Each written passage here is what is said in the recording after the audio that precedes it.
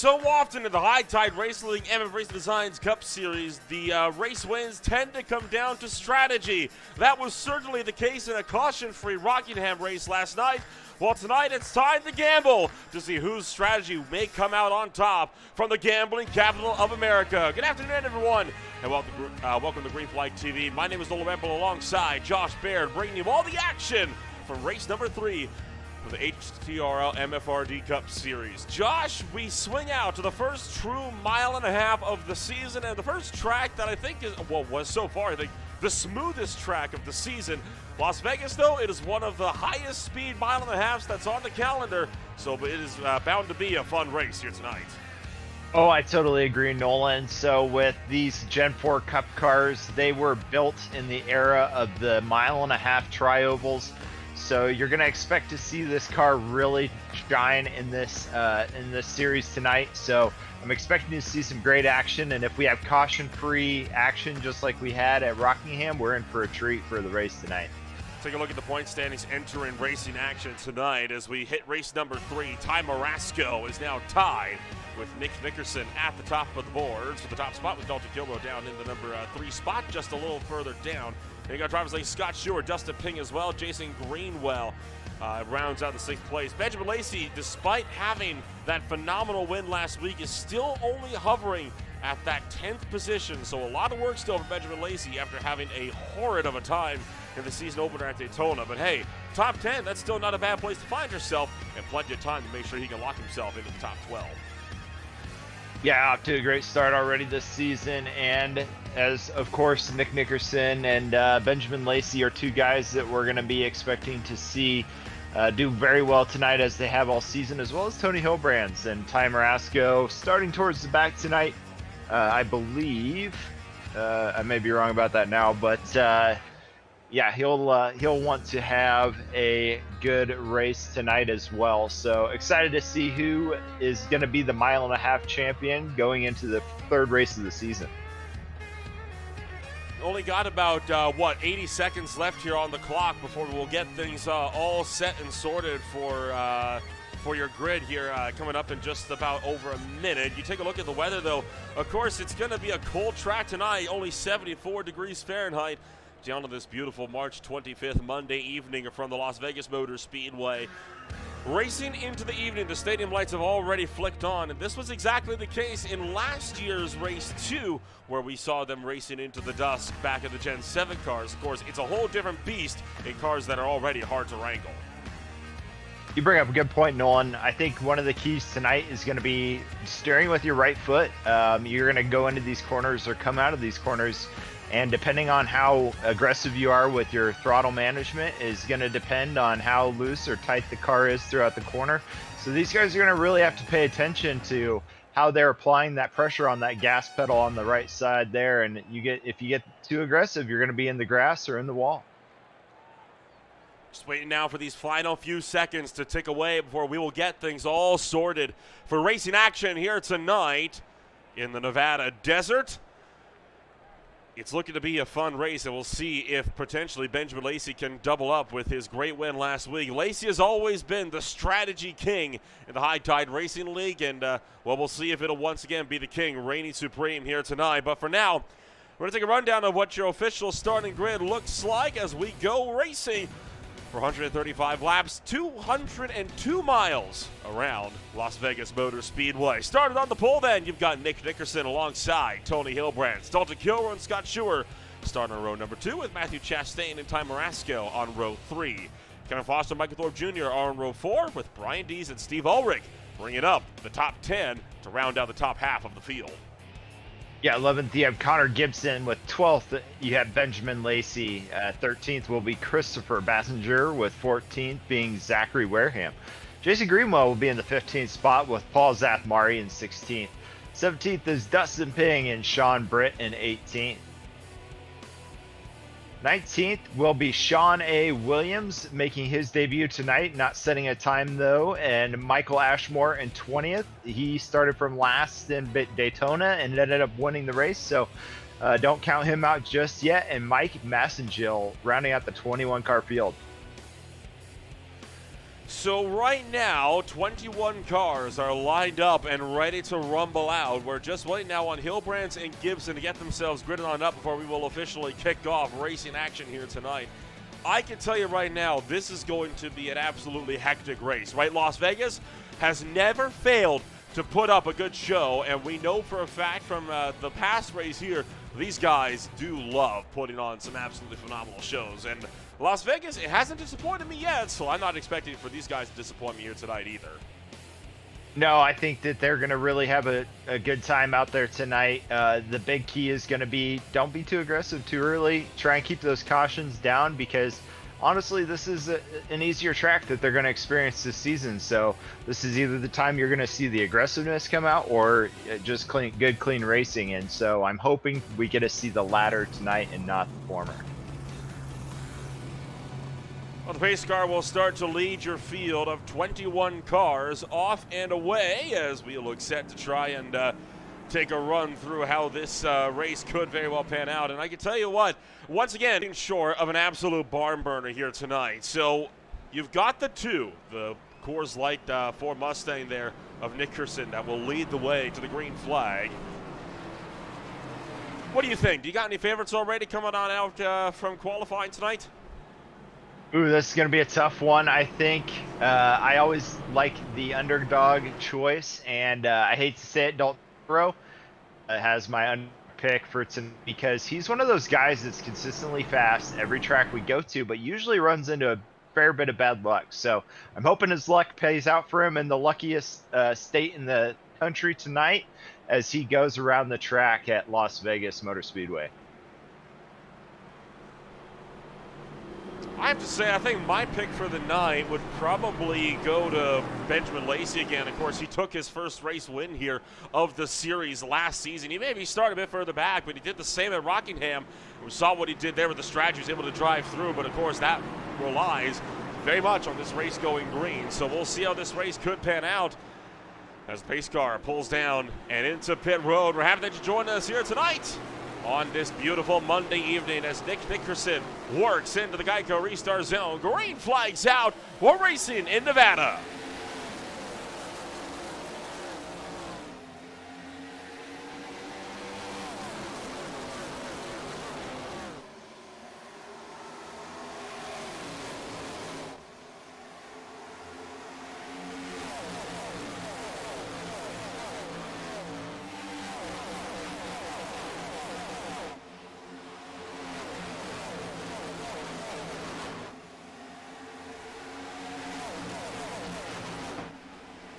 One car around in turn 4, and the caution flag will be out for the first time tonight. So on just the second lap of this race, we will already have the yellow flag as Paul Satmary has spun it at the top of turn 4 and has slid down to the bottom. Not the way we're hoping to have this race kicked off as the safety car makes a very quick duck back out onto the racetrack. These Gen 4 cars have so much power underneath them. Those cold tires just don't stand a chance if you drive it a little too hard going in the corner. If we back up a little bit here, we might see what happened, but it kind of looked like maybe it was car contact. So I'll be interested to see what happened with Paul as we look back on this replay. Jumping a bit further back, this is in the middle of the Nellis straightaway. You see the 81 car there of Dustin Ping working to the inside. It's Satmary up on top. And then here comes the 89 of Sean Williams. And, oh, looked like he just lost that one all by himself. The 24 car with a massive moment of snap oversteer, slamming hard into the wall. And that could very well put Satmary down and out of the race early. Yeah, it's too bad to see that so early on in the race. But, yeah, these cold tires, when you're going around this track, the first lap or two is just really touchy. You'll see him just overdrive this corner just a little bit. And you saw that. It didn't take very much for that car to want to go around. And that ripped the front end off of that car, too. And you heard the motor expire at the same time, which really does go to show just how hard of a hit this actually was. You take a look at this hit at speed. Goodness, that is a huge hit for the 24. And he may very well find himself out of contention for this race then in just the first lap of the race. It's far from an ideal way to kick things off. And it goes to show, right, that just because we're at a track that's not bumpy like Rockingham or Daytona, it doesn't make these cars any easier. These Gen 4 cars are so much fun, but they're also extremely powerful and hard to tame. So we'll have to see what these guys have in store for us tonight. If they overdrive these cars, if they'll, try and be patient and be comfortable behind the wheel. We'll find out very quickly who's got their comfortability down in this car and who's going to struggle tonight.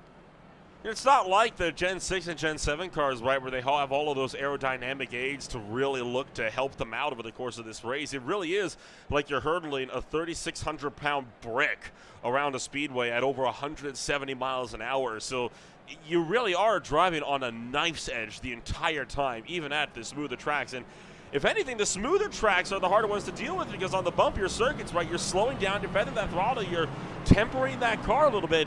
Here, you're trying to just mash that throttle and be flat out, and that's what causes the back end to kick out a little bit easier.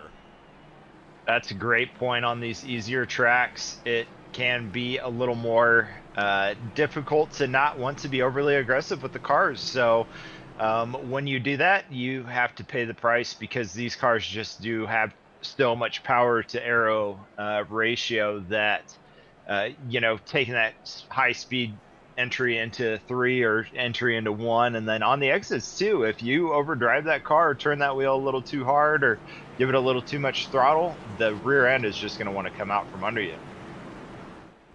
Paul Satmary is back on the racetrack, but he is 3 laps down and with a long way to go.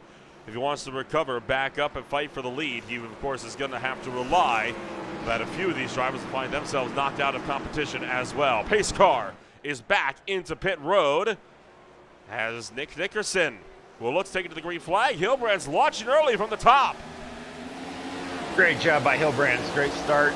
Not very often do you see the second place guy be able to pull away like that, so he timed that perfectly as they go single file into 1 and 2. File through 1 and 2, but we're doubling it out for third on back as Dalton Kilrow side by side with Scott Shore. Shore will tuck it back in line.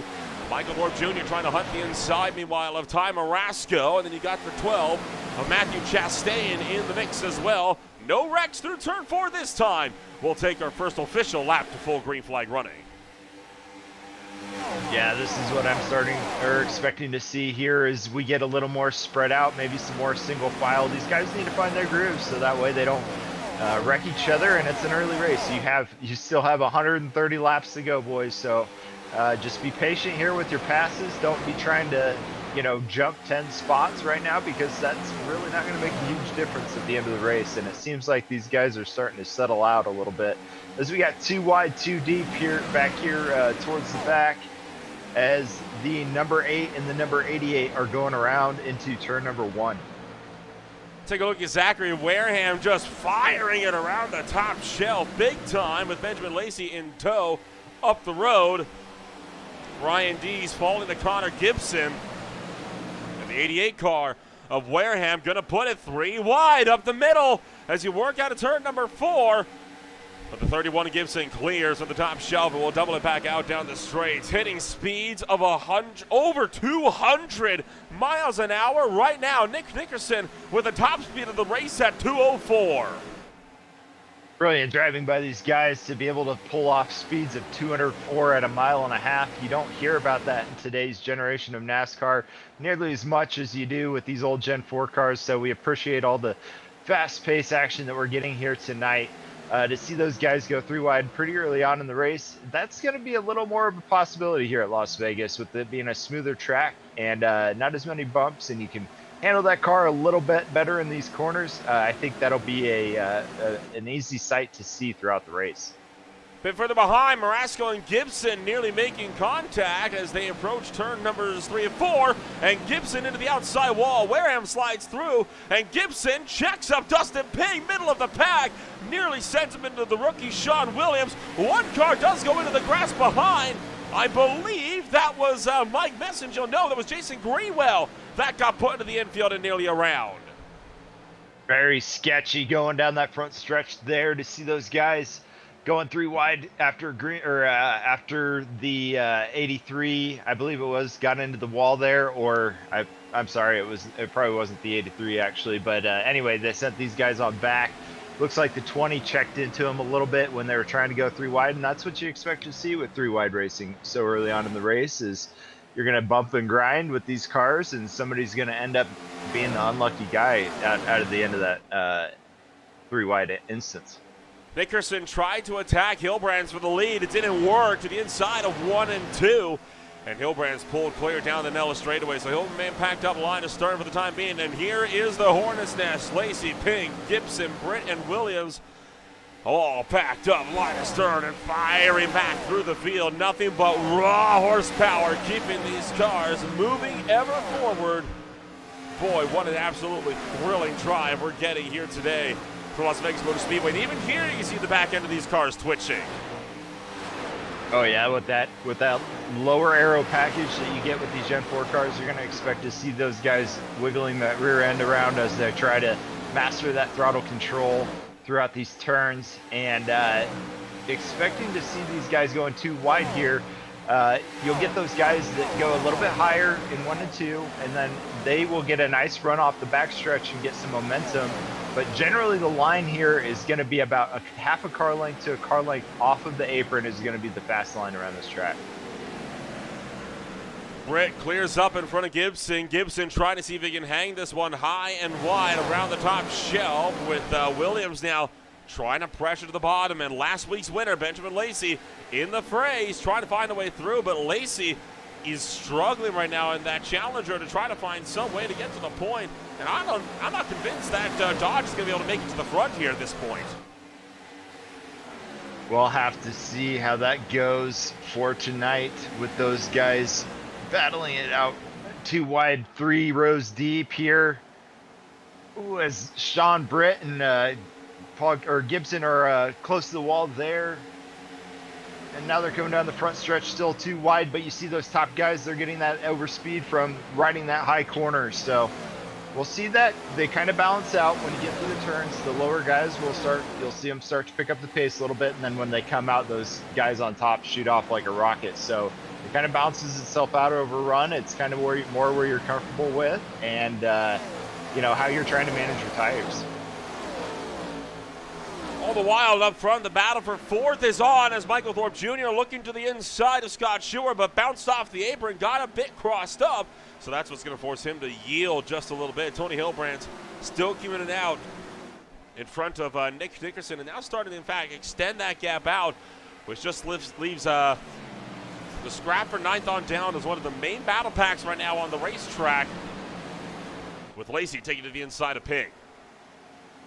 Lacey playing the long game here. We know he's the champion at conserving tires, so he's being able to hold his own down there at the bottom without pushing the car too hard. So I imagine with a little bit of patience, he's going to make his way up the field, and we'll see him towards the front by the end of the race. It is worth noting that tires are going to be a bit of a concern here for a few of these drivers, so much so that the HTRL administration opted to give these drivers an extra set to play with for today. It is interesting to see the decision like that being made, and it does make you wonder how much these tires get worn down over such a short run. I know when I was hopping in this car and doing some laps around the track, by about lap 30, I was losing about 2 seconds a lap. So this track just eats those tires up. So we'll expect to see these guys slow down a bit, but that also plays into what makes strategy so amazing about racing, because you slow down 2 seconds a lap, at a certain point, it's almost faster just to pit. It's almost faster than that, as Wareham going to continue to try to fire his way up around the top shelf, as the driver, the number 88 and the 1, looking to scrap it out as they're going to make that lunge deep into turn numbers 1 and 2. Marasco seeing if he can't hang on, but Wareham keeping it clear off the bottom. And up front, Nickerson again with that attack for the lead on the inside of Hilbrands. Nickerson looking to the inside there. Hilbrand's giving him not very much room. His elbows are out right now, trying to make sure that he gives up that momentum going out of the turn number 4 there. And it looks like Nickerson might be sacrificing that position after he could not get that speed going through those 2 corners. Hilbrands, Nickerson, Kilrow, all packed up line of stern as you fire down the back straightaway and back to turn numbers 3 and 4. And the Dodge Challenger continuing to hang on just barely for the lead. But that 2 car is on a hunt, working the high banks of turn numbers 3 and 4 to try to close up to the back bumper. But not able to make any run down to turns 1 and 2. No, not yet. And if Nickerson were smart, he would just go for tire conservation at this point. Being in second is not a bad place to be in the beginning of a race, so it may be his better decision. And if him and Hilbrands work together, they could actually pull a gap on Dalton Kilrow, but Dalton would want to see these guys fighting side by side because that keeps him in the hunt for the lead. Sure does. So Kilrow going to be sliding further back as he's going to remain just patiently waiting in that 3rd position for the time being. Check back in on Marasco and Lacey. Lacey has started to drive his way up. He's up to 7th now. Was battling for the 7th spot, trying to lunge it in around the high side of the racetrack. Marasco really fighting this one out, though, down low. Brasco's doing a great job to hold that low line. I know the lower you get to the track, the more loose it gets going in and out of those corners. So to be able to see him to hold his own down at that bottom line is really good. So I'm sure Benjamin Lacey is a little frustrated that he's doing so well down there. I bet he was hoping to get past him, as it looks like he's finally made that move. But Nick Nickerson's back to the lead, it looks like. And the number 1 car making that move on Tony Hilbrands for the lead. It came around the top side, a 1 and 2. And take a look at the overspeed down the Nella straightaway. That is the difference between the high line and the low line, as the top lane from Las Vegas Motor Speedway is coming in big with tires rapidly wearing down. Yeah, it's crazy to see after a tire run how fast that line goes. The car wants to get super tight over a run on the bottom line, so it just slows it down quite a bit once you start getting 10, 20, 30 laps in. Speaking of which, we should start seeing some pit stops here in about 5 or so laps.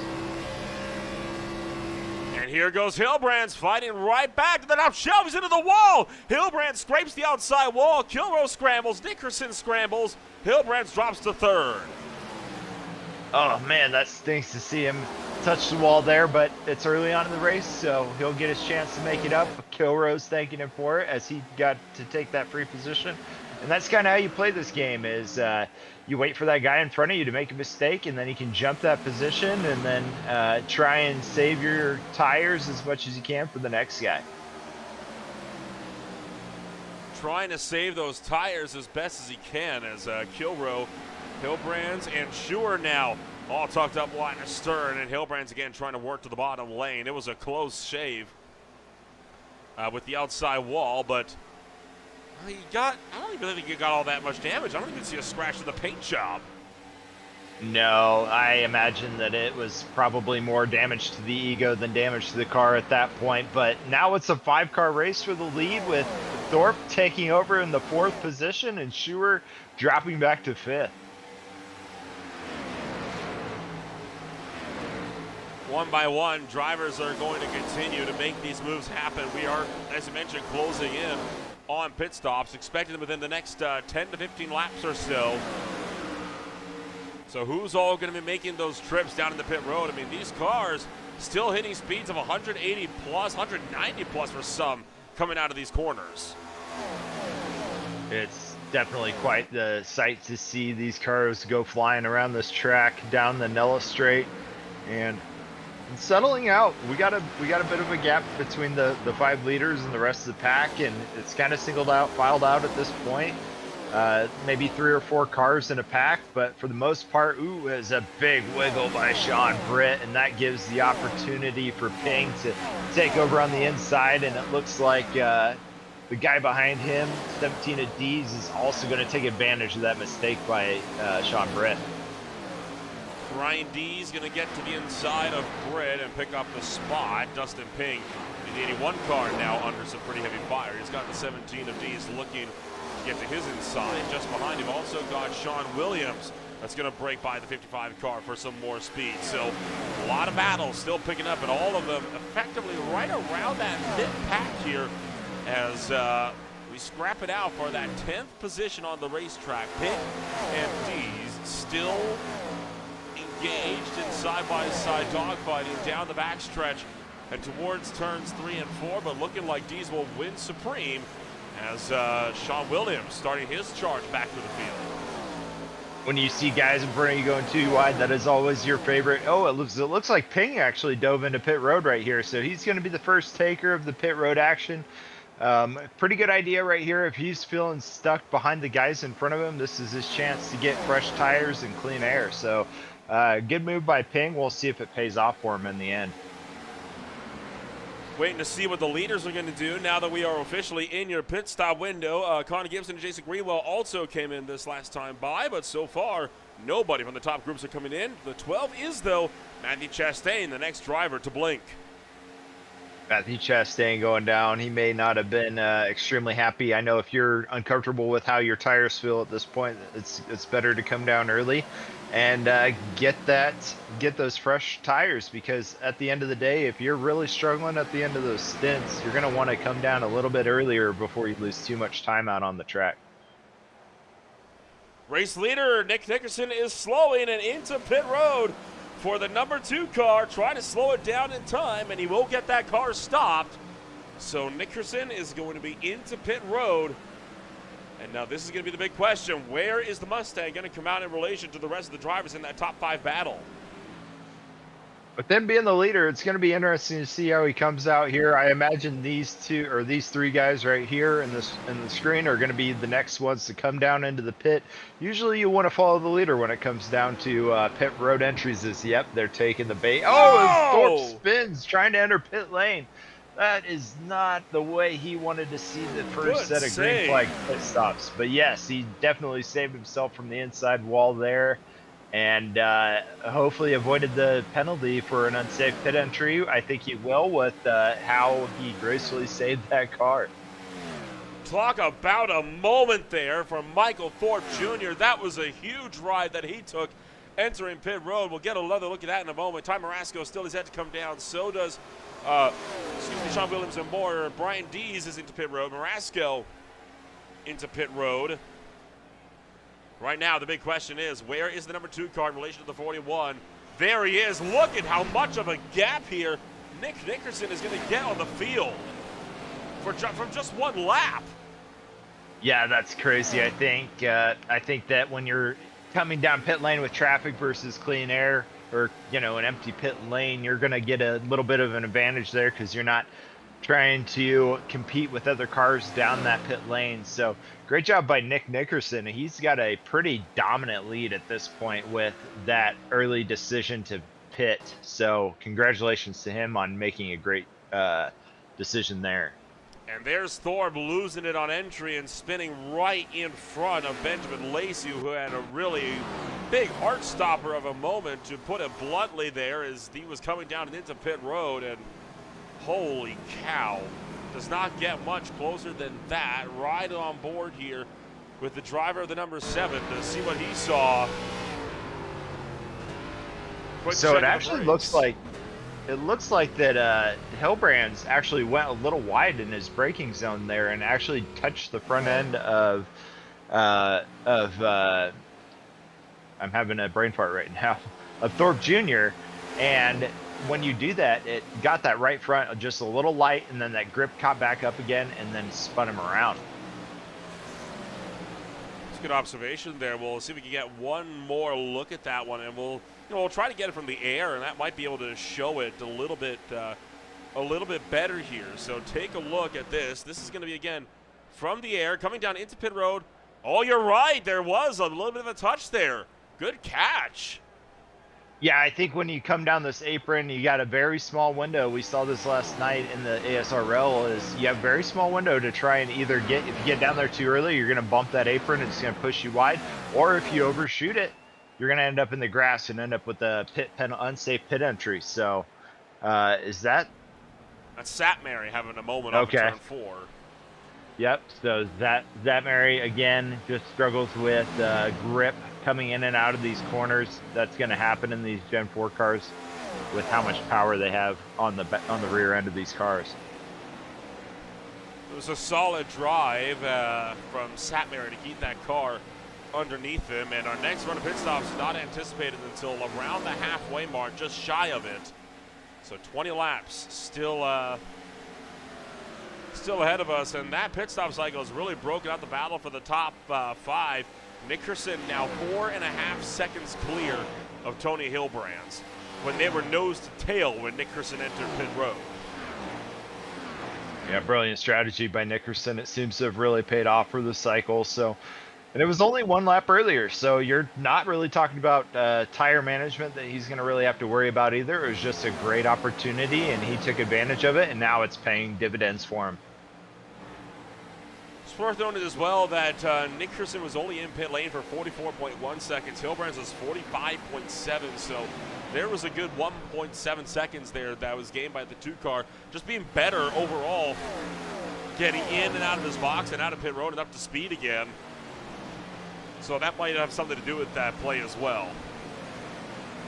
Skill with pit entry and pit exit is very key in any green flag cycle that you deal with. I mean, you're talking seconds can lead to positions. So 1 or 2 seconds when you're coming in and out of the pits could cost you 1 or 2 positions at the end of the day. So great job by Nickerson of having that control of the car going through his last pit cycle. Benjamin Lacey gets around Dustin Ping. So an easy move there for Lacey to put himself up into the number 4 position. While you were taking a look at this fight for 9th a little while ago. Ty Marasco, Jason Greenwell, and Sean Williams all line astern in the fight for 9th as Greenwell trying to hang on, but the outside line is the place to be right now, and Marasco is hauling around it. Marasco definitely comfortable in that line right now, able to take it 3 wide going through there. So expect to see him probably riding that line for the majority of the race. It'll wear his right front out a little bit more, but it's definitely the most comfortable spot to be on the track for just about any driver here. So probably see him doing that quite a bit throughout this race. And Sean Williams still trying to hang this one around the outside of Sean Britt as well. And Britt now taking it to the inside of Ty Marasco. So yeah, more cars are starting to find some speed in various lines on the racetrack. It's part of why I love Las Vegas, right? This multi-groove racing, it makes the racing action here so compelling to watch. There's no one line that's ever truly better than anything else. I agree with that. And the other cool thing is too, as a driver, when you have those dashed lines and then the black grooves on the surface, that helps you keep to know exactly where you want to point that car in those corners. So you'll probably see some of these guys pick that line on the track or pick those dashes on the track to try and give them the optimal spot in the corners that they find themselves most comfortable in. We'll check back to the fight for 13th with Foster, Dees, Thorpe, and Bassinger all tucked up line astern as Mike Thorpe Jr. was initially in that top 5, top 6 battle, but with that spin was dropped all the way back to 15th. But the good news for Thorpe, no damage on that car, just a lot of lost time. So if you can get a yellow flag here to help him out, he could be back up into the running. Yeah, he could have easily lost the lap with that incident, so I'm glad to see that it was only going to cost him a couple seconds early on in the race. So I expect to see him climb through these ladders once again and make his way back up into contention for a podium. He's got now Chris Bassinger working the outside line as well. So the Home Depot number 20 running that old Tony Stewart throwback scheme, trying to make up some ground as well. But I don't think Bassinger is going to be able to get the nose in. So that should allow us to jump back up to this fight for what is now 6th. And it's a 6-car scrap at that.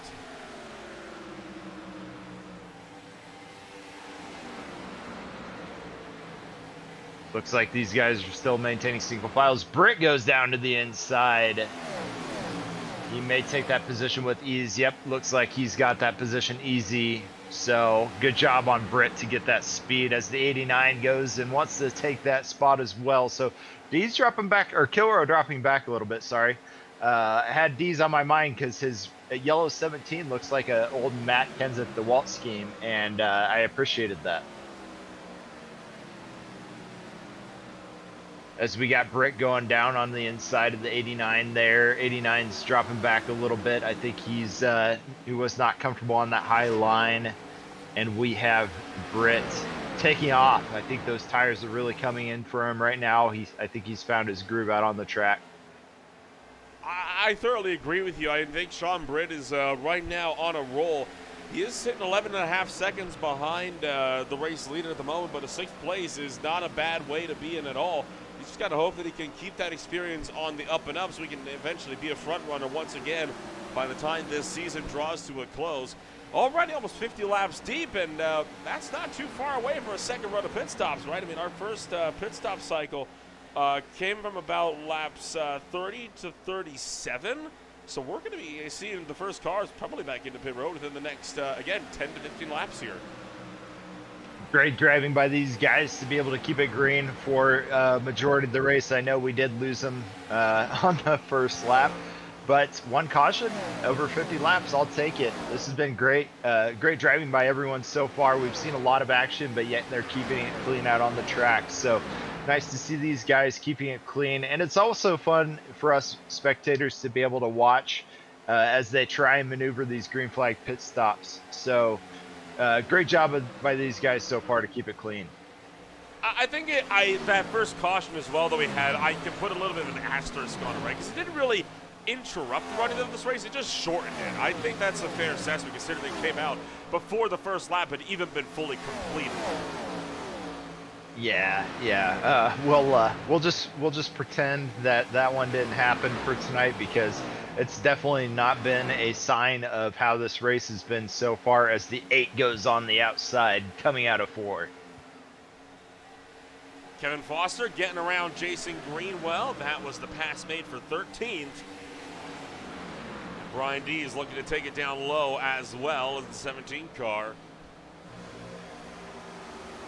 I thought it might try to go after Foster as well, but he's going to tuck in line. Whoa, as the 20 of Bassinger clips the wall coming out of turn number 2.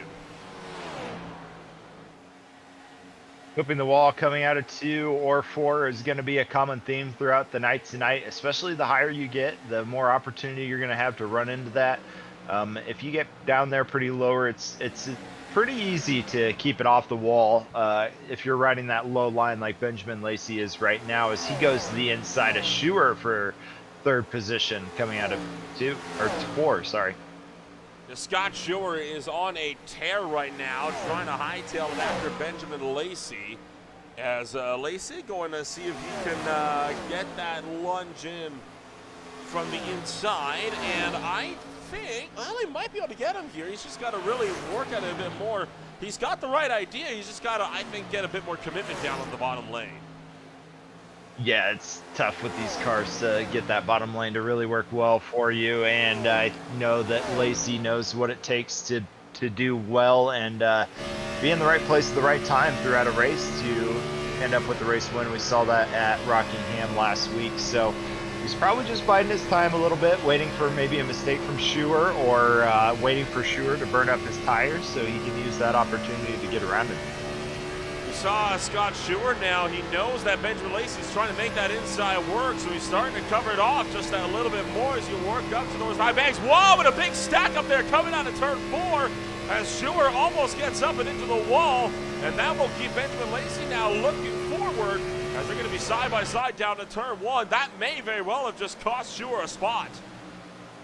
I agree. That was close, and he almost took Benjamin Lacey with him in that contact. So nice to see that it ended up being a clean pass there. And, you know, when you go into defensive driving mode, it's just a matter of time before that guy finds that sweet spot to get around you. So nice to see Lacey hop back up into that 3rd position as the 81's falling back a little bit on that outside line. It must not be his preferred line for tonight.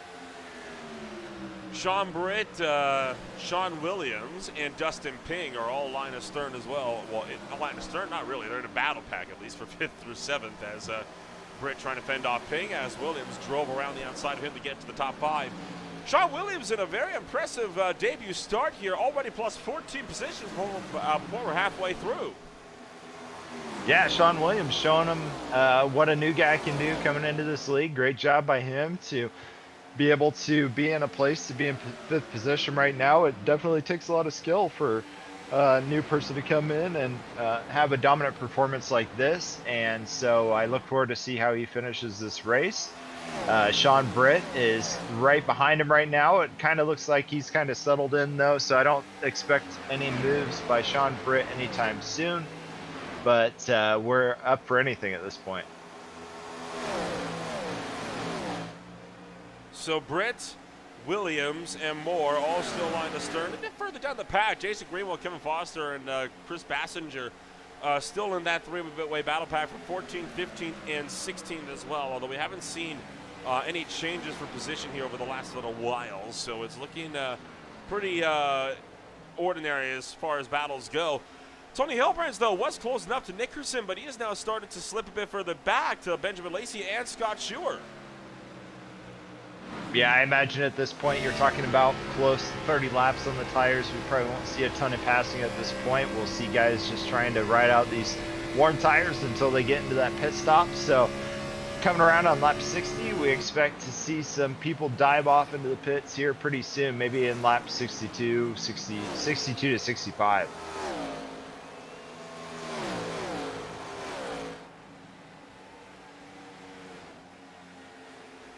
Right on cue, Dustin Ping making his way into pit road. He was one of the first cars that came down to pit under our first set of green flag pit stops, and he will be the driver that will kick off the second run on lap 61.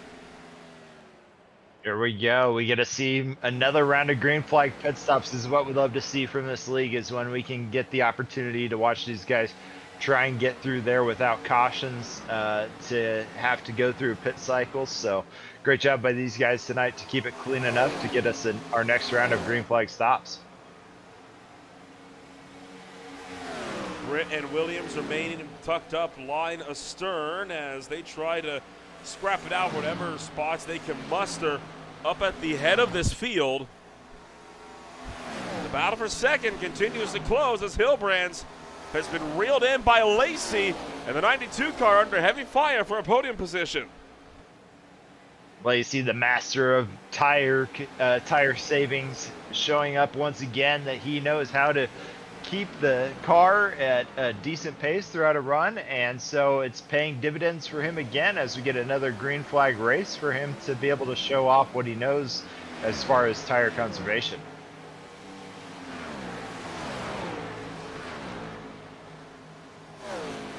So Hilbrands starting to track up at Y. Your race leader is coming down to pit road. So Nick Nickerson once again into the box.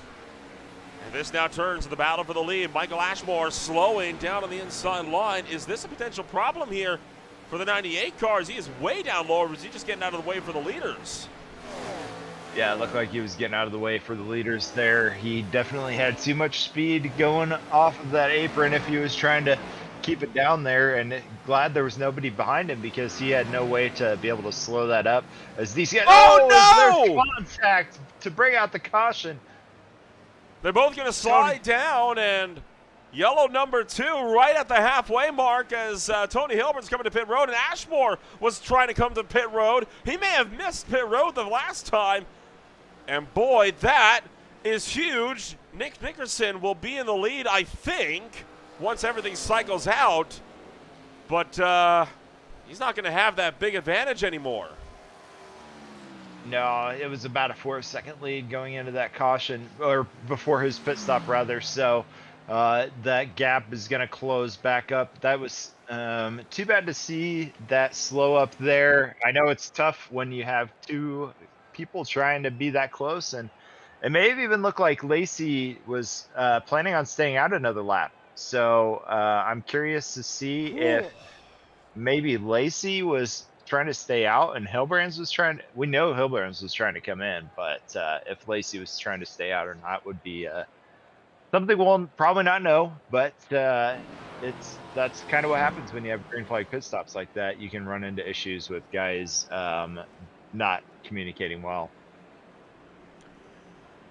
Well, we got a lot of the field coming into pit road now, and this is about on par for everybody that we were expected to come down to pit road over the last few laps. Nick Nickerson, as anticipated, will retake the race lead. He will stay out. He just came down to pit road about a lap prior, so no reason for him to be down to the pit road. He is going to be out, though, on about 1 lap older tires, so could that spell bad news for him?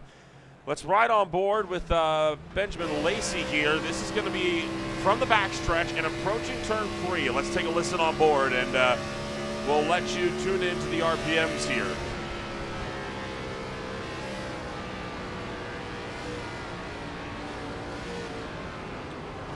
I think you're right. He was starting to throttle up. I think he was planning on staying out another lap and was not anticipating Hilbrand's to slow where he was. Yeah, I think we've seen this before. Maybe not this track, but a similar incident where you just are coming out of turn 4, and if you're low and that guy wants to dive off into the pits, they have to slow up quite a bit, and sometimes there's just no reaction for that. So too bad. I obviously don't think that was intentional at all by Lacey, and if he was also intending to go in, then he definitely did not have to feel like he had to slow up nearly as fast as Tony Hilbrand's, and Tony Hilbrand's probably trying to play it safe as well to make sure that he doesn't lock up the brakes and get a speeding penalty. So just a bad series of events. You know, with Vegas comes good luck, and with Vegas also comes bad luck. Our second caution comes out right at the halfway mark. We'll return with about, I would say, about 67 laps to go. We'll be back in a moment on Green Flag TV. Racing isn't easy, but experiencing it is. iRacing puts you in the driver's seat with the industry's leading sim racing game. Drive on laser scan replicas of the greatest racing circuits from around the world. Go head-to-head against other drivers chosen by skill-based matchmaking to ensure competitive racing at every level. Compete across all your favorite series. In officially licensed cars, engineered to deliver the most accurate driving experience possible.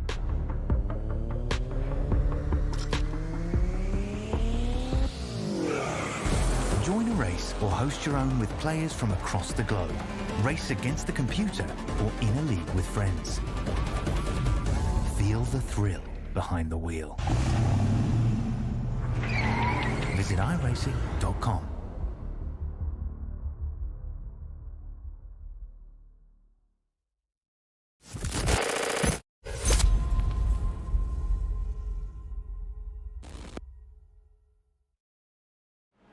Welcome back to Green Flag TV. We discovered something interesting while we were under caution. Paul Satmary has had a big moment. This is under caution when they were trying to come to pit road. Watch Passenger enter stage right and just slam into the back of the 24. He tried to slow up, and you can tell Passenger wasn't expecting Satmary to be there, probably wasn't paying attention, trying to catch the field.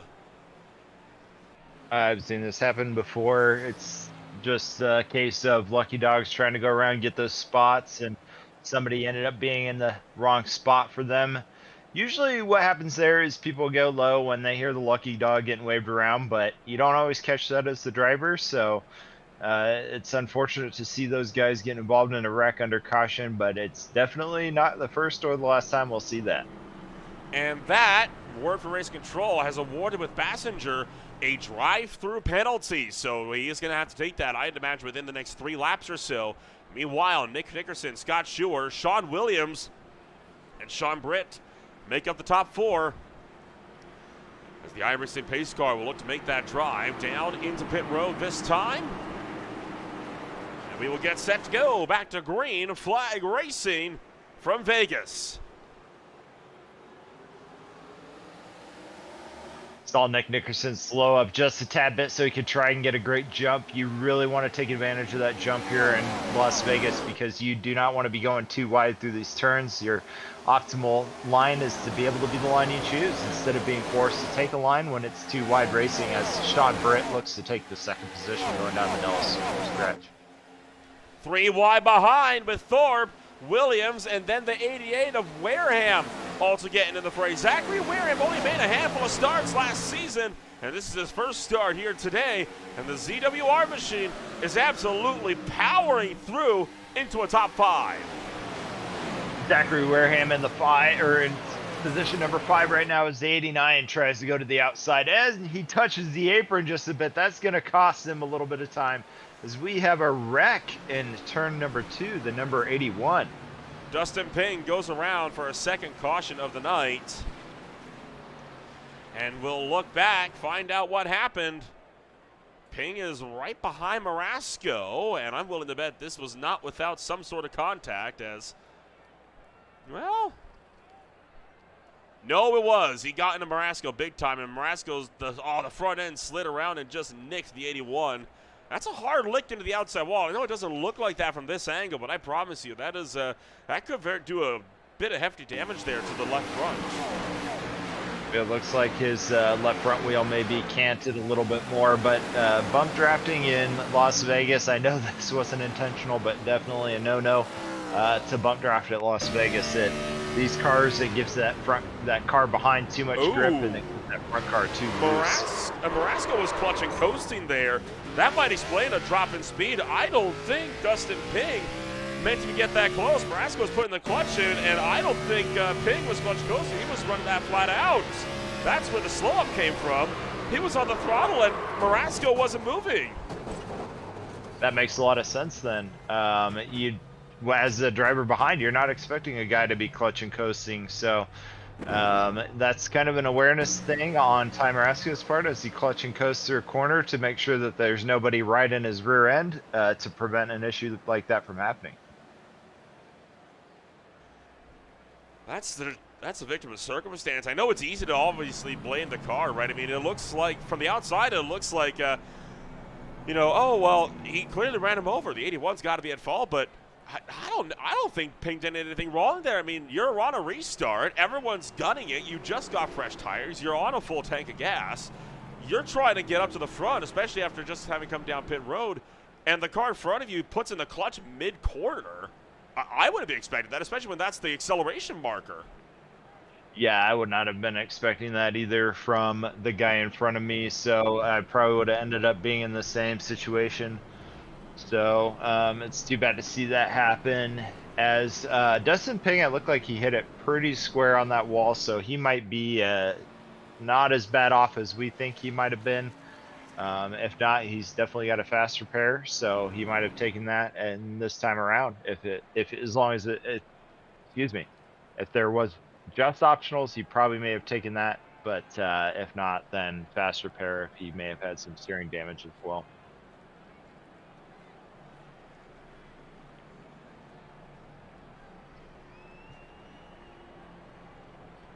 We're going to get set to let racing action continue here in a little while. So, we'll once again take a step back.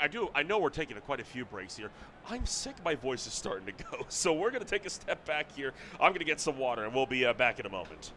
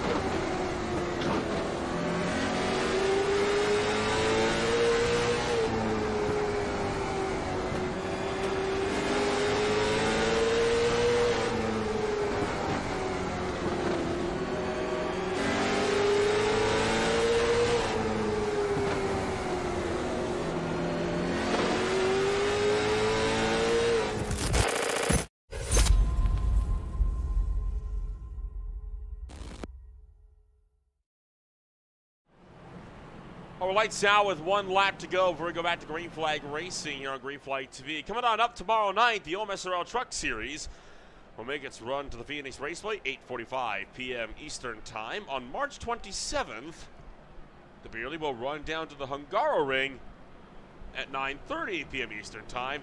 And then, of course, on the 28th of March on Thursday, the Speed Tires Plus Cup Series returns to racing action at the Action Track down in Richmond, Virginia.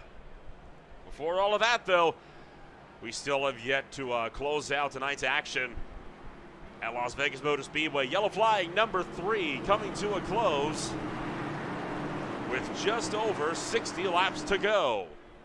Pace cars off and lead Nick Nickerson into the restart zone. Green is back in the air. Another big jump by Nick Nickerson here, trying to get that early lead so that way he doesn't have to go fighting through turns 1 and 2 alongside another driver.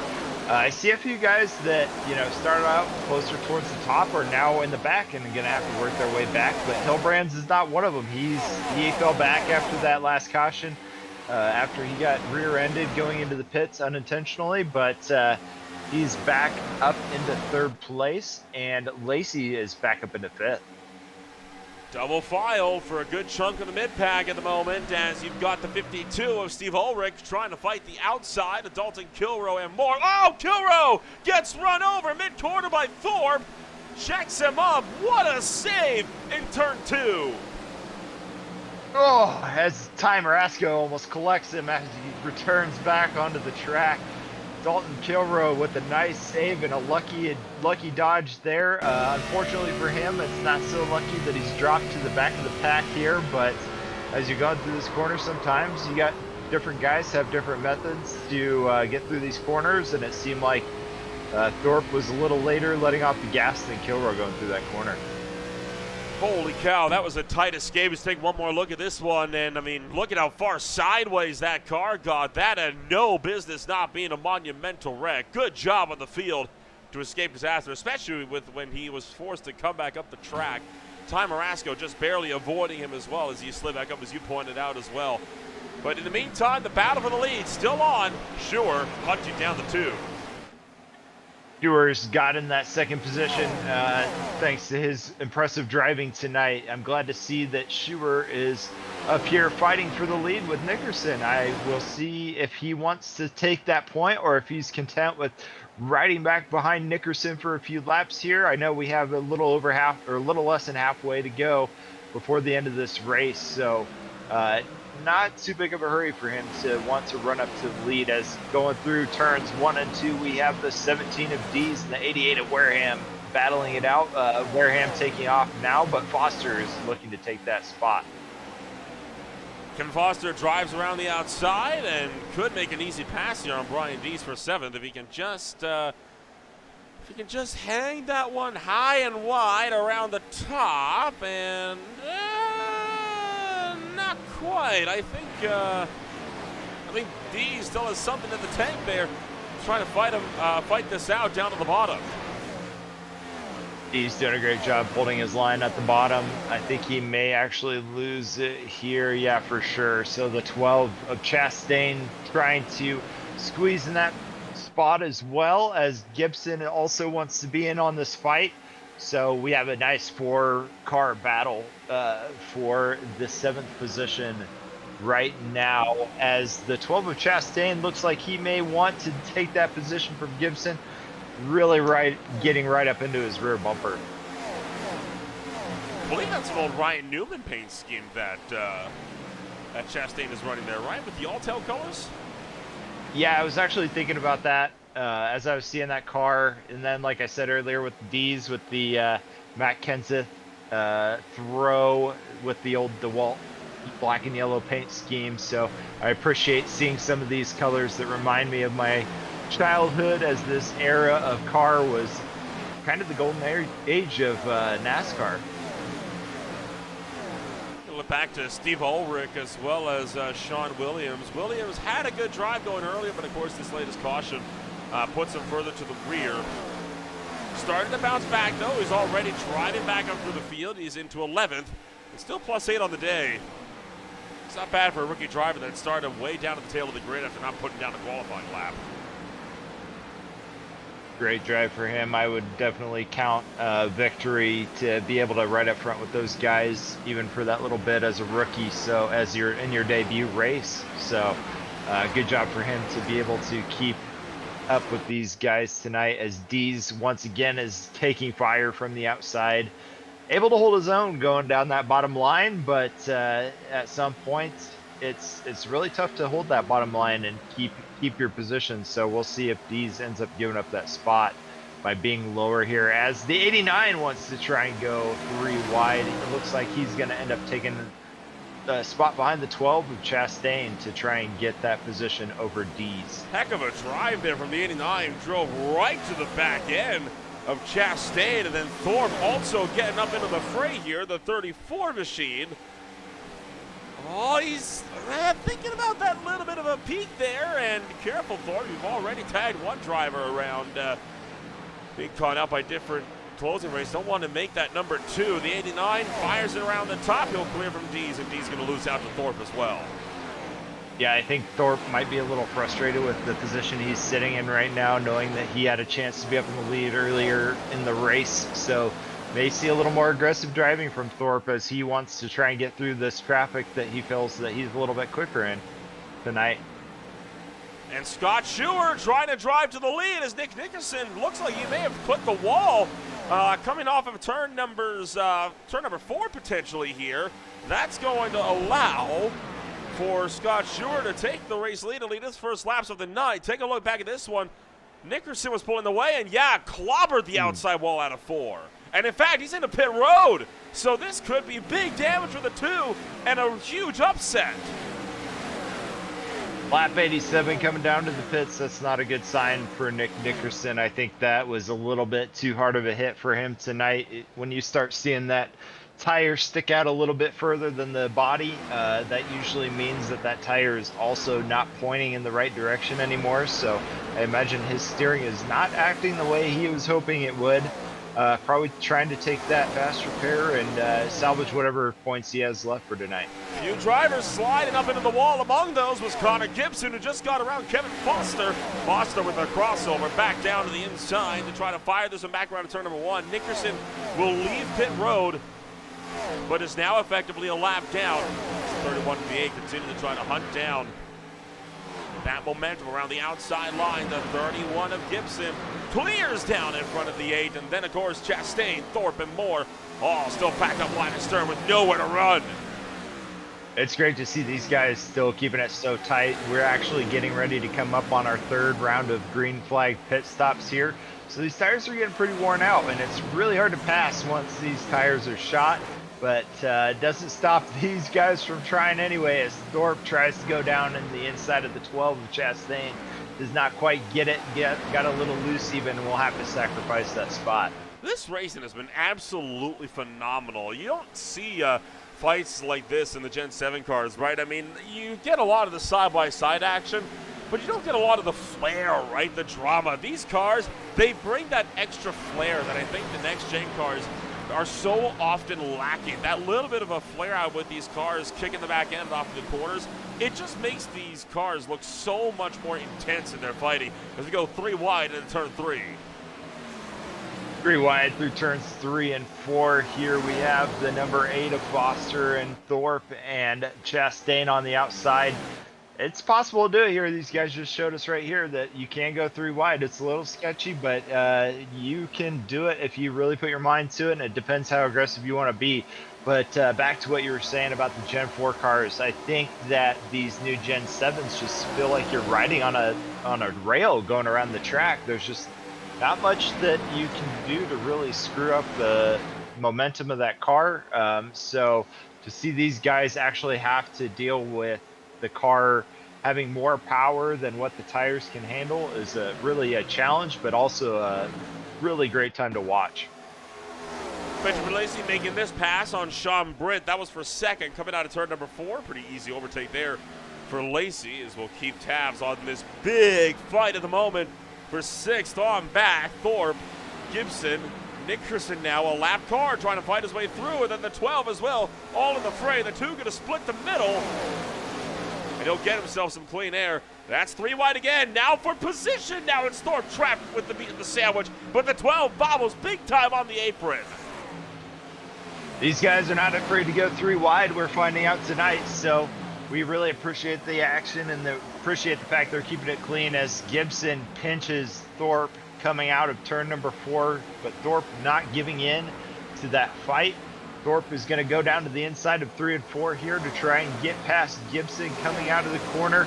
We will see if he can take it. Oh, as they get tight coming out of that corner. So close for comfort, just able to find a hole. My goodness, that was tight. Thorpe still hanging this one high and wide around the outside. Gibson second, Chastain third, and this is all, sorry, for 6th on back. Goodness gracious, I mean, they just don't know when to quit. No, they don't. I think at this point you're really thinking, okay, I need to start focusing at the end of the races. Gibson's getting ready to get turned. Oh, as he catches D's as well. They are down in the grass, so we may not even see a caution here. We'll see how much speed Gibson and D's have as they return to the track, if it's going to be a caution or not. Does not look like it. Looks like we're going to continue green it. I saw that, I believe it was Chastain, when he was getting a little close to Gibson there, I knew that was going to be an inevitable ending for Gibson, so too bad to see that with the tight racing going through this track tonight. Yeah, Gibson just started to wash up. The 12 had a run, and Chastain couldn't check up. And of course, Brian Dees with nowhere to go. You saw the back of that 31 car kick up in the air as they hit the grass. Tell you what, that's pretty well held, all things considered. And he ripped that car back around and kept it going straight. I mean, he lost control, but hey, he got it back. Yeah, not much damage to write home about either, so he will thank his lucky stars that it wasn't worse, as we have our first taker for the 39 to go pit stop. This should be pit stop number 3. There may be one more before the end of this race, and we'll see what people's strategies are here, because you're talking, you know, do you take 2 tires or do you take fuel only right now and then hopefully have a caution to where you can take one more set at the end? Or do you take another set right now and try and ride out the tire wear to the end? Nick Nickerson right now is boxed in, nowhere to go. He's trying to lap himself. Benjamin Lacey takes the lead from Scott Schewart coming out of turn number 4. Schewart trying to get him back here down to the turns 1 and 2, but Nickerson is there. He's going to drive up to try to unlap himself, put himself back onto the lead lap here. Now, I think Nickerson will retake this lead, but remember, he still has one pit stop to go as well, but so does the rest of this field. You are not good to go to the end of this race, so this is going to be really interesting to see how they manage this going forward. I think we could be seeing some drivers starting to put in the clutch here and really try to save the cut out of splash and go stop at the end. Yeah, that's a good point. Maybe that's what Ty Marasco was doing earlier, so we'll have to see who's doing the lift and coast and who's just going to go all out and then just go for that splash and dash at the end.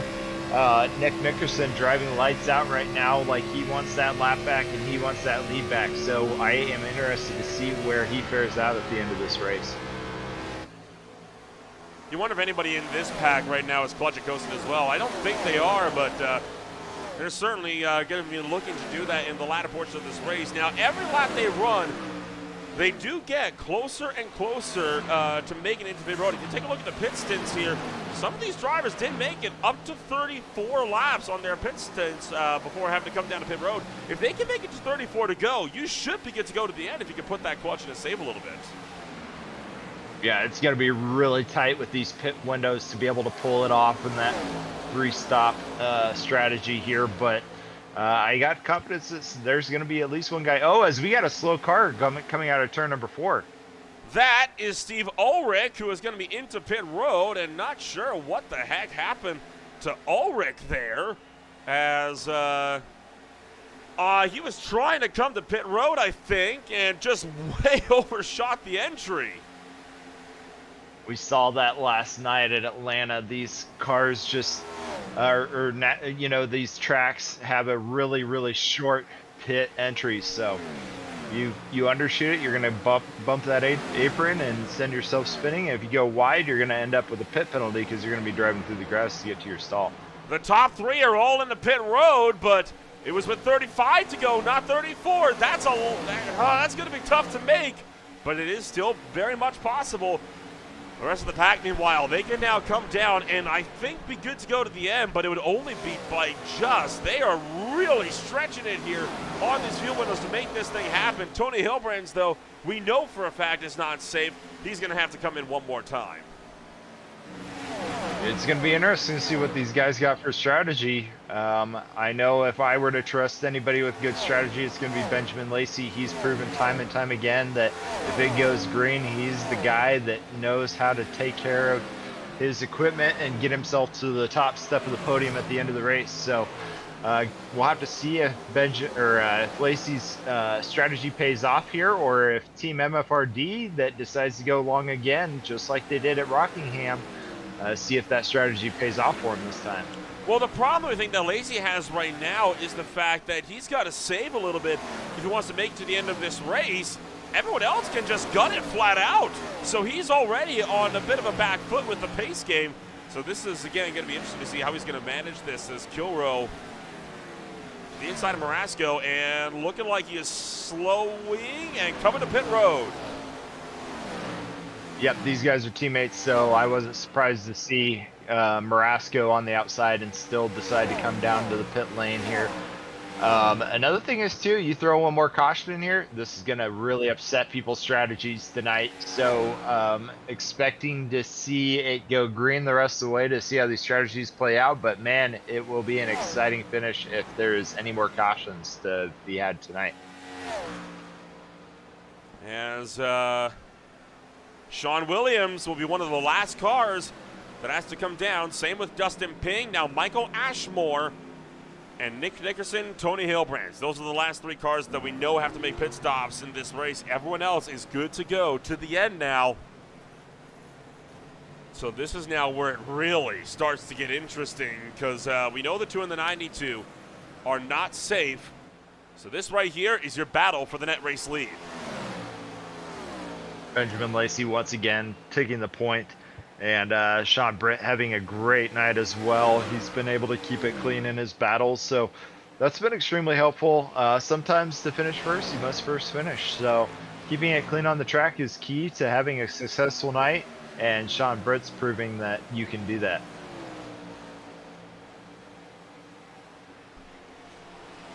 I love a good fuel mileage race. They are some of my favorite races personally, and I've said that time after time again. It's just so, not fascinating, right, but it's so entertaining to watch these drivers have to manage their equipment over a longer span to see who is the best overall at conserving their equipment for the long haul, as opposed to just watching the occasional two-lap shootout to the finish. Yeah, it adds a whole new aspect of it, because it also brings your team involved too, right? Like, you have an engineer now that's going to have to really rack his brain on how to set you up for the best finish possible. And make sure you're hitting those numbers, so that way you can hit that fuel as well. And then also with green flag running, your pit crew, obviously in sim racing it's not quite the same, but your pit crew and your pit stops also play a big factor. You're absolutely correct in all of that. Of course, most of that is just done, via computer simulations now in this case. But all the same, Lacey is hanging it out in front of Sean Britt. Meanwhile, this is the battle for was right now 9th. I anticipate will be about 7th once everything cycles through. Dalton Kilroe, Ty Marasco, and Kevin Foster still packed up line to stern. Some of the teammates looking to work together. Then Foster, of course, trying to improve his standing within the top 10. Foster doing exceptionally well tonight. I know with Rockingham, he finished 9th, so already better off than his Rockingham finish. So as long as he can keep it clean and keep it going tonight, I think he'll be pleased with how he finishes here at Las Vegas. Nickerson currently leads the way, but Tony Hilbrands is starting to close in. There you see Connor Gibson just working his way around the racetrack in the AT&T Chevy Monte Carlo.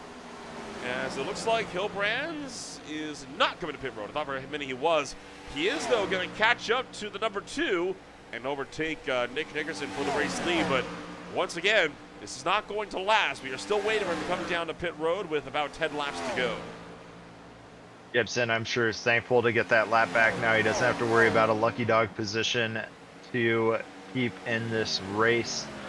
Ashmore's the only guy that's a couple laps down at this point, which is just goes to show you how great the action's been tonight. Everybody's been doing a wonderful job at keeping their cars clean. I know we've run into, a handful of incidents, but even at the pro level, you're going to get that. So for the fact that everybody from 19th on up is still on the lead lap just goes to show you how great the competition's been tonight.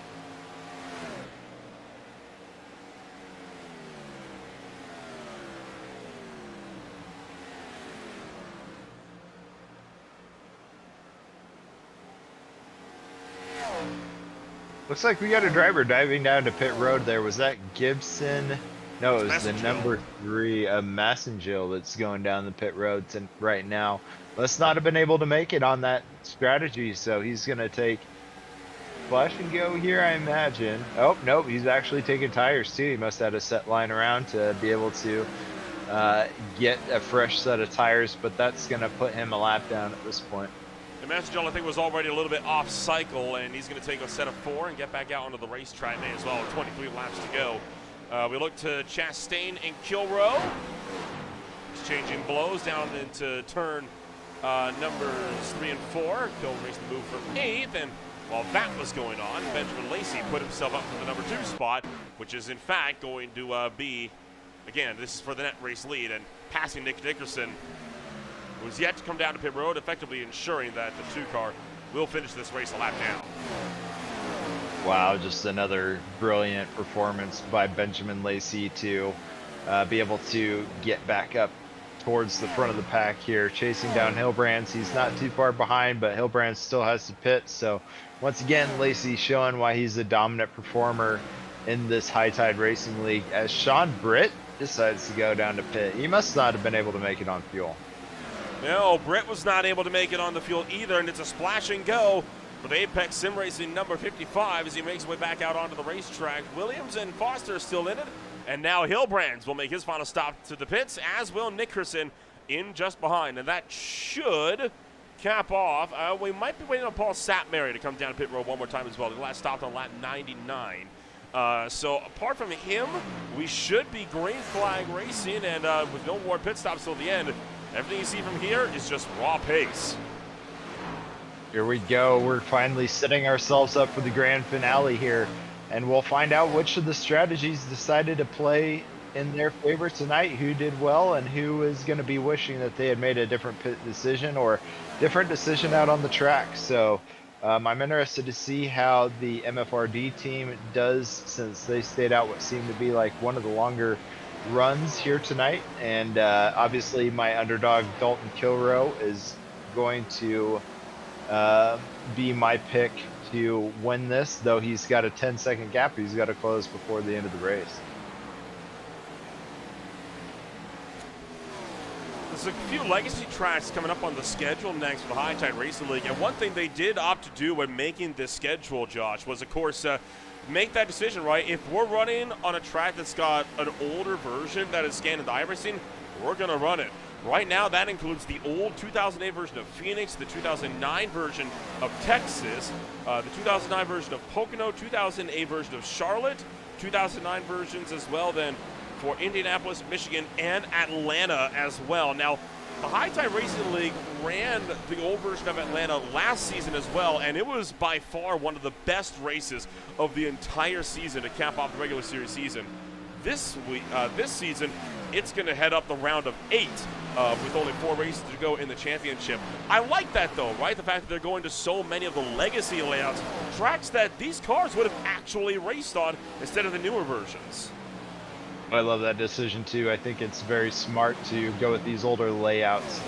I think one of the things that the Phoenix layout has obviously significantly changed between the new and the old layout, so to hear that they're going back to the legacy layout for Phoenix is going to be a great race to be a part of, and I think it just provides more action for all of us as spectators and broadcasters to be able to see these guys try and master these cars back how they would have had to master them in the era that the Gen 4 reigned.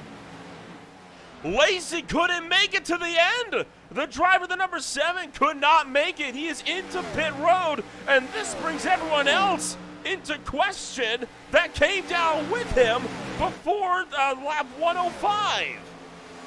Wow, I am speechless right now. I thought if anybody could make it, it'd be Lacey. So it's going to be interesting to see how this field shakes up and see whose strategy decides to pay off at the end here. I don't remember when Thorpe pitted last, but so far and he couldn't make it. Oh, nope, yeah. Wow, as we start seeing people drop like flies that can't make it to the end on this strategy, this is really shaking up the field and going to set us up for an amazing finish. Zachary Wareham takes the lead, and he is chasing his first HTRL win as well. Currently only has the lead by a second over Scott Shore, but has a couple of lap cars with himself at the 4 to help him out with this. Of course, those cars just came down to the pit road for some fuel themselves, so they're going to make quick work of this 88 machine. There goes the 3 as he's going to try to fire. Oh, thought maybe around the top out of turn 4, but he might have to look for the bottom here instead. Coming into 1 and 2 as the 88 holding his ground, but Zachary Wareham, I mean, this is absolutely huge news. Could he get his first win, or is he also not safe to the end?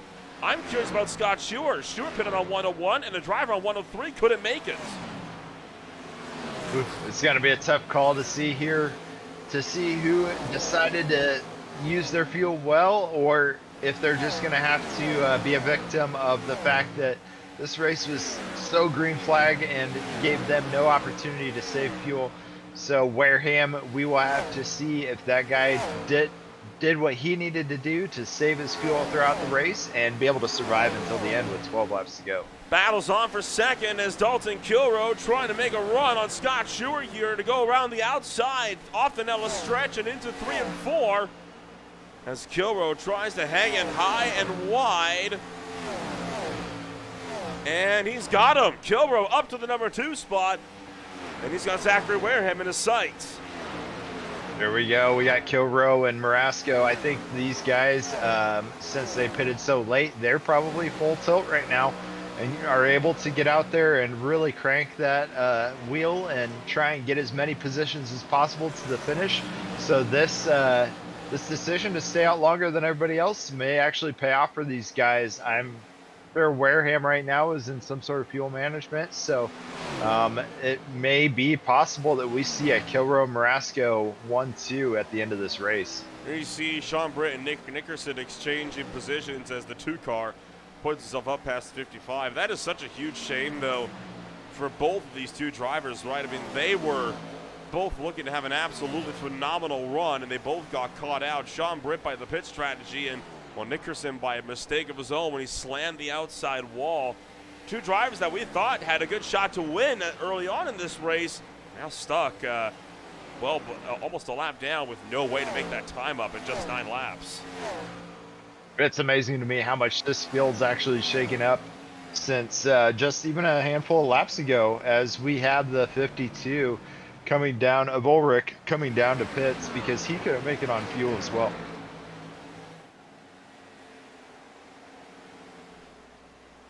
These guys have got to be sweating bullets out there right now, trying to see who can hang on. I know I'm sweating bullets trying to watch this and keep eyes on who could possibly come out on top of all of this. This is getting intense here, and you know for a fact that these drivers are keeping one eye on that fuel black box at all times right now. Oh yeah, and if I'm Wareham, I'm watching that relative to watch Kilroe to see if he's closing down so I can try and manage that gap. Especially if I'm on a fuel save, I'm going to let that gap close ever so slowly, but just slowly enough that by the time you get to 1 to go, he's going to not have enough time to be able to make that pass. So depending on Wareham's fuel, he might have this one in the bag, but Kilroe's kind of closing in a little bit quicker than I think that Wareham's expecting to. Kevin Foster trying to fend off Brian Dees for 10th as Dees going to look around the outside into 1 and 2. Drives this one in deep and will pick up the spot coming out of turn 2 down the Nella straightaway. Meanwhile, that fight for second is still tight, although it's also got more battle for third now with Scott Stewart, Ty Marasco running nose to tail You talk about Dalton Kilrow closing in for the race lead. He is close, but I don't think it's nearly enough to actually catch up to Wareham by the end of this race. No, he's only gained about a tenth since we last spoke about him, so he may actually, Wareham may actually be in a position where he can hold this off, as he might be driving full tilt going towards the end here. He must have had enough fuel left in the tank that he can pull this off as Michael Thorpe gets around him, entering into 1. So here we go. We have 5 to go, and Kilroe's closing the gap pretty quickly as we're talking. Well, he just entered the slipstream range, and it was 2/10 gain the last lap by. We'll check again, this time by at the stripe as Wareham trying to see if he can keep Kilroe behind. What's the gap gain this time with 4 to go? Another 2/10. You're right, this race ain't over. Kilroe is absolutely hauling, trying to catch him. Here we go. We're setting up for an amazing finish. We knew this was going to be a barn burner with these guys keeping it clean out on the track as Ty Marasco jumps into the 3rd spot, but he is a little further back. I don't think he's going to be fighting for a race win here, but I expect him to be able to pull off this 3rd step to the podium with how he's been driving tonight. Kilroe dancing around on the throttle on the exit of turns 3 and 4. That costed him about 1/10 of a second, and now it's up to 3/10 of a second. He's got to run down 1/4 of a second every lap if he wants to catch up to Wareham. Right now, he's not doing that. No, Kilroe, it looks like maybe sitting here in 2nd. It's going to take a mistake from Wareham or running out of fuel at this point. So I think if Wareham can just keep riding his line and keep it clean coming out of these corners, and it's his race to win at this point. But man, is it close.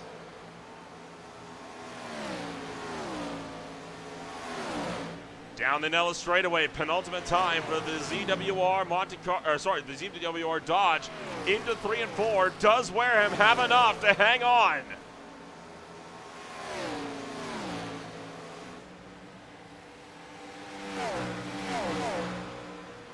White flag in the air this time by as Wareham trying to see if he can drive this one in deep.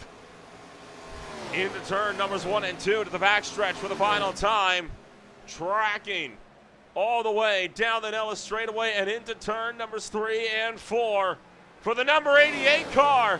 He's gonna have enough. And Wareham takes his first career win in Las Vegas.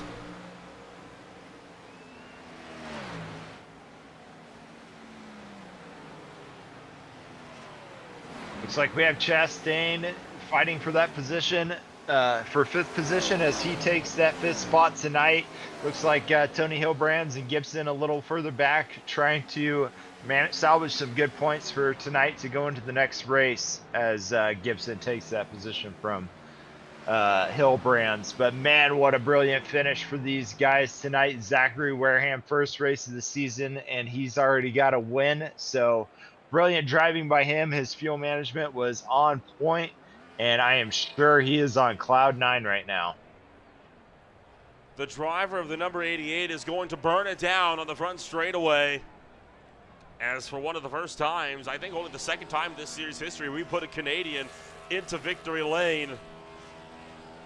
As the number 88 car puts on a smoke show in the Nevada desert. Oh man, what a brilliant drive from him, and what a great race that we had from everybody tonight. We really thought it was a Nick Nickerson or Benjamin Lacey victory, and then all of a sudden they threw a wrench right into it. But I'm glad I'm not a betting man, because I would have lost all of my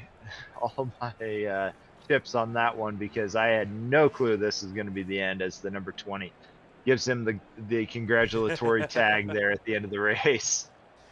Well, we'll get the chance now to take a rundown of your official post-race results as taking the race win tonight. It is Zachary Wareham becoming the 2nd Canadian to find victory lane in the High Tide Racing League Ember Racing Designs Cup Series. He will drive the Golden Guardian Auto Sport number 88 to a win and his first of his career as Dalton Kilroe picks up the number 2 spot. Ty Marasco with a solid drive will pick up 3rd. Dustin Ping was 4th. Matthew Chastain was in 5th. Sean Williams was 6th. Chris Passenger 7th. Jason Greenwell 8th. Brian Dees 9th. Kevin Foster rounds out the top 10. Scott Schuer ended up in 11th with Benjamin Lacey 12th and Connor Gibson in 13th. Nick Dickerson would end up in 14th with Michael Thorpe Jr. in the 15th position. Sean Britt 16th with Tony Hilbrands in the 17th position. 18th was Steve Ulrich and 19th was Mike Massengill. Paul Zathmary was in the 20th spot, only 3 laps down, and Michael Ashmore finished 5 laps down in the 21st position.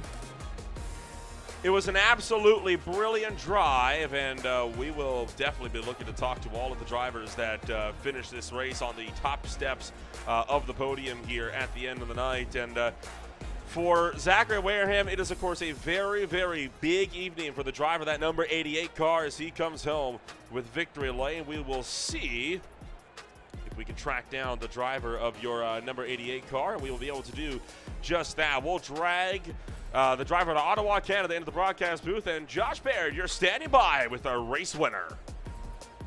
Zach, wow, what an amazing finish to see you at the top step of the podium. Congratulations on your win tonight. First race of the season and win already, so you're 1 for 1. How do you feel after that race? I am speechless. There's really no other way to put it. I wasn't expecting to be great tonight. I'm usually not fond of the 1.5 tracks, especially not in these cars. But you know, I knew as soon as I settled into the rhythm of long runs, saving the tires, coasting off extra in the corners. As soon as I got into that rhythm, I knew I was okay. This is better for me than it usually is. And then it really didn't settle in until the last pit stop cycle that I was like, oh my God, we're in a really good position. And then I realized that it was going to be 104. Every pit stop we filled up, it was always going to be 32.5 laps to the end. So I knew 103 or 104, that was going to be the lap to pit on if we were going to make it to the end. And so I tried for 104. I had less than a lap at the end. Dalton was bearing down on me. Could not have been more pressure for me because I usually don't do well under pressure, but I'm speechless. It's amazing. Yeah, I can definitely understand that. I know that Vegas is one of those tracks. It's a little bit smoother. It seems like you can handle the car a little bit better around the track. So, how do you feel like this track played in your favor tonight? Do you think that maybe it was the line you were taking, or do you think it was a lot to do with the strategy that helped you prepare you for this win tonight? Well, one of my favorite tracks in the game, despite the fact that I'm not usually fond of 1.5s, is Chicagoland. And Vegas, it's not a 1-to-1, but it's pretty similar. You got the curved tri-oval. I tried a bunch of different lines in practice, although I didn't get a whole lot of practice. I knew the bottom was going to be the biggest tire saving one, so that's the one I stuck to. Big shout out to my teammate Michael Thorpe Jr. He was the guy who gave me a bunch of advice on hey, run the middle if you really want to save and keep your momentum. And so I started doing that. I kind of forgot to do that in the last few laps, and I was telling myself, hey, you should move up. But at that point, Dalton was within a second, and I'm like, okay, no, if I change up my line now, I'm going to make a mistake. So I just stuck to what I was doing. Yeah, it was a brilliant decision to stick with what you're doing because it obviously led to the race win. Is there any other tracks you're looking forward to as we progress through the season? A lot of favorites of mine in the regular season and the playoffs. Looking forward to Pocono. I love the tricky triangle. All the short tracks are a big shout for me. Dago, obviously, it's going to be a toss-up, but I usually like a nice super speedway race. Watkins Glen in the playoffs. That's going to be a good one for me. Overall, I really did want to make the playoffs because I find these cars so much fun, and High Tides had a lot of momentum this first season and the start of this season. I think they got a lot of good people in this league running it, and it means a lot to be a part of the playoffs for this one because winning you're in, we're in. Yeah, for sure. And so 1 for 1 and coming in and winning, that's a great way to make yourself get into the playoffs. So I congratulate you on that. Is there anybody you'd like to thank? Mentioned it. just a second ago, Michael Thorpe Jr. He was the guy who gave me advice on my lines. Christopher Bathinger, he was also in the call with me. He's another one of my teammates. He was my hype man the whole race, man, especially those last 20 laps. And also, got to give a quick shout out to the team's premier sponsor, PRS Setup. So you can see it on the side of my car right there. Of course, I got the Zach Worm Racing logo on the hood, but hey, that's just me inflating my ego. But yeah, they give us some great setups, and they've been great partners with our team so far. So great to have them on board. A lot of people to thank for this one. Well, congratulations, Zach, on a top spot finish for you tonight. It was really great to watch you out there managing your stuff. So next up, we have Dalton Kilroe taking second spot. I know he was my underdog pick for tonight, so we will try and get him here in the booth to be able to talk to him. Let's see here. We can get Kilroe in the booth. There he is. Here's Dalton Kilroe taking the second spot on the podium tonight. Dalton, it looked like you and Ty Marasco kind of had a little thing going with your strategy, and it ended up paying off for you. Yeah, it did. I'm a little annoyed because I know on the restart, I'm sure you guys caught it, but I got my rear tires lifted off the ground, lost probably about 5 seconds on track to it. So, I had to try to claw that back, and sure enough, the time I lost was more than the gap to the win. So feel like I had one taken from me tonight, but is what it is. I mean, I finished second, still had a good run regardless, and just looking to try to stay consistent through the season if I can. Yeah, that's unfortunate to hear. I don't think we ended up catching that you had that incident on the restart. It seemed like with Nick Nickerson kind of creating that jump there, it may have caused a little bit of a stack up throughout the field, but you did finish second. I think that's a great way for you and Ty with your team, with your strategy, to be able to come away with the next 2 podium spots because of strategy and because of good driving. What was I gonna ask you for your next question? Oh shoot, my brain just left me here. But anyway, so let's say after Vegas, do you have any other tracks you're looking forward to that maybe you can try and make up and get back to that top spot? Well, I know next week I'm actually not going to be able to be here. The sponsorship didn't come through, so not going to be able to bring a hauler out to Phoenix. But I'll be here for Texas. And I mean, most of these tracks that are on the schedule, like Auto Club, Pocono, Chicagoland, Kansas, Charlotte, Indy, all of those tracks are really good tracks for me.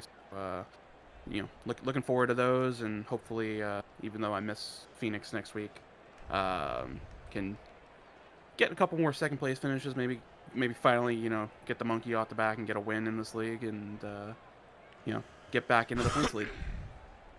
Yeah, you were my underdog pick to try and go for the win tonight, so I'm a little sad as well that you ended up with the second place finish. I'm sure that first place I couldn't finish deliver for you.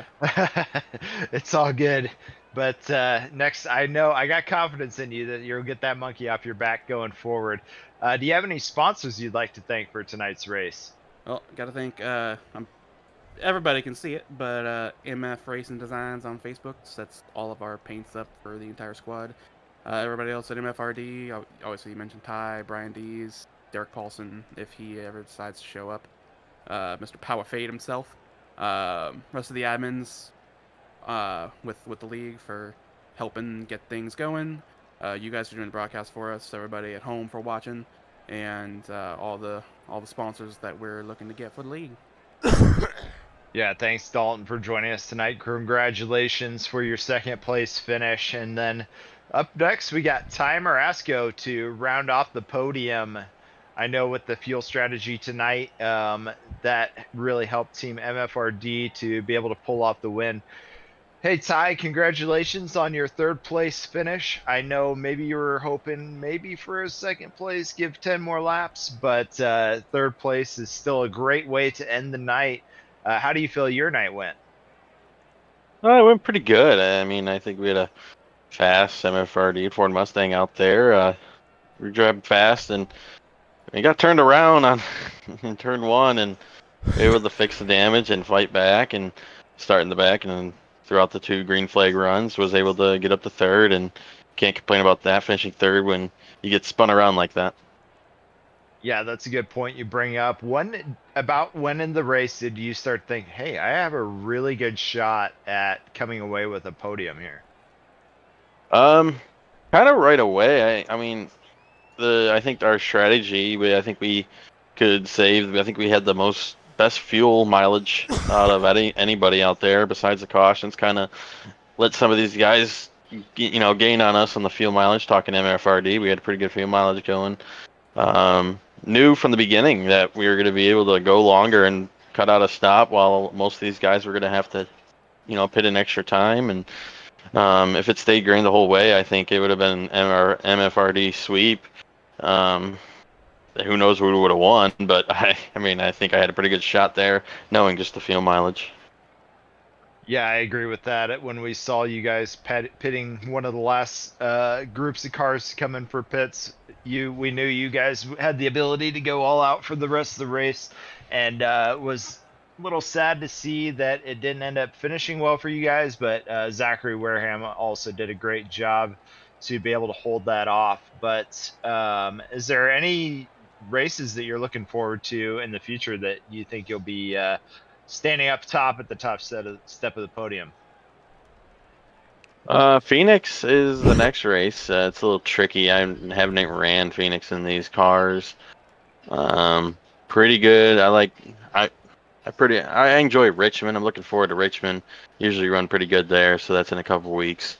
And then later on in the season, we got a couple of tracks that fit our style, or fit my style at least, and definitely looking forward to that, and just hopefully keep it going. We're second in points right now. We finished top 10 in all 3 races to begin the season. Can't complain. Top 5s in the last 2, so hopefully we can keep the momentum going in the next week and the rest of the season. Yeah, that's a great point. Team MFRD seems to be showing up this season, so I appreciate seeing you guys being able to come away with those 2 podium positions. Anybody you'd like to thank for your successful season so far? Michael Falk, MF Racing Designs, puts on a great display of paints for all of us, the 17, the 1, and the 41. All MFRD drivers, and we display great paints. And I'd like to thank you guys at Green Flag TV coming out every night, and it's definitely enjoyable to watch back later. And I will definitely enjoy watching it after this one. It's another good finish, especially with the adversity we had when we got spun around in turn 1. So yeah, it's great to see you recover from that adversity. So congratulations on your 3rd place finish tonight, and to your team on 2 podium spots. So that's all we have time for tonight with the High Tide Racing League here at Las Vegas. We had such a fun time getting together and watching these guys fly around this track. Not very many cautions. Definitely a great action-packed race. Holy cow, were we thrilled by that one, especially with some of those shakeups that we had towards the end with the extra splash and dashes. No kidding, right? I mean, that race was absolutely phenomenal. And, I mean, Las Vegas, it never disappoints. And we saw a lot of drivers do a lot of gambling in this race with those strategies. Quite a few drivers put all those chips on black, and they just came up short. But Zachary Wareham, he happened to put them on red. And, boy, did that car ever cruise into the distance. What a way to take your first win in such a race that was so pivotal with the fuel strategy. Yeah, fuel strategy played such a huge part tonight, and so congratulations to him on making those right decisions and the engineer that goes along with that. And another thing is, too, that I love about Las Vegas that we saw tonight was how many grooves were actually fast tonight. So it made for 3-wide action. It made for so many brilliant passes around the track. So it was a blast to watch. Honestly, probably my favorite race so far this season. So looking forward to seeing what we have ahead of us if we have nights like tonight. It's going to be an absolutely incredible drive in the weeks coming up and the days coming up. Of course, next week, the High Tide Racing League Emma Racing Designs Cup Series will stay out west as they are going to be looking set to swing on down to Avondale, Arizona, to the Phoenix Raceway, to the old 2008 layout.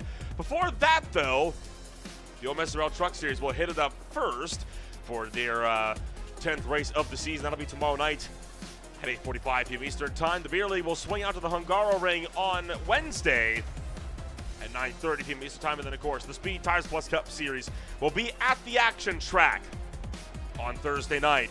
That and so much more is coming up on Green Flag TV. Once again, if you want to find out about who we are and what we can offer you, check us out today at www.greenflagtv.com. From Las Vegas Motor Speedway and the High Tide Racing League Emma Racing Designs Cup Series, my name has been Nolan Rampel alongside Josh Baer. Thank you so much for joining us. We will see you all next week when we go racing in Avondale, Arizona.